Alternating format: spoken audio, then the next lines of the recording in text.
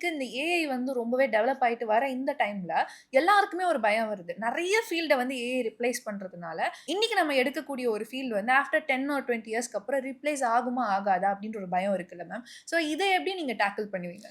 எல்லா காலகட்டத்திலயும் ஏதோ ஒரு ரிஸ்க் இருந்துட்டு தானே இருக்கு. ஓகே.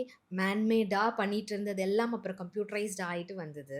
ஓகே. அப்புறம் ரோபோட்ஸ் அப்படின்னு வந்தது. இப்போ ஆப்வியஸா வந்து ஏஐல வந்து நிக்குது. ஸோ ஒவ்வொரு காலகட்டத்திலயும் ஒவ்வொரு ரிஸ்க், ஒவ்வொரு விஷயங்கள் வந்துட்டு தான் இருக்கு. அதனால தான் எந்த ஃபீல்டுல இருந்தாலும் you need to update yourself, upgrade yourself. அதுக்கான சர்டிஃபிகேஷன நம்ம முடிக்கிறோம். எல்லாமே நம்ம செஞ்சுட்டு தான் இருக்கிறோம்.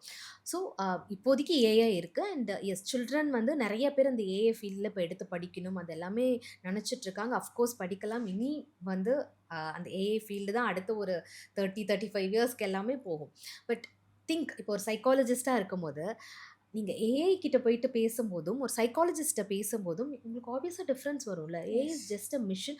அண்ட் அந்த அந்த அந்த ஒரு டூலுக்கு வந்து நீங்க நம்ப இன்புட் குடுக்குறோம். நம்ப என்ன அந்த இடத்துல இன்புட் குடுக்குறோமோ, அதுக்கு தான் அது ஆன்ஸர் குடுக்கும்.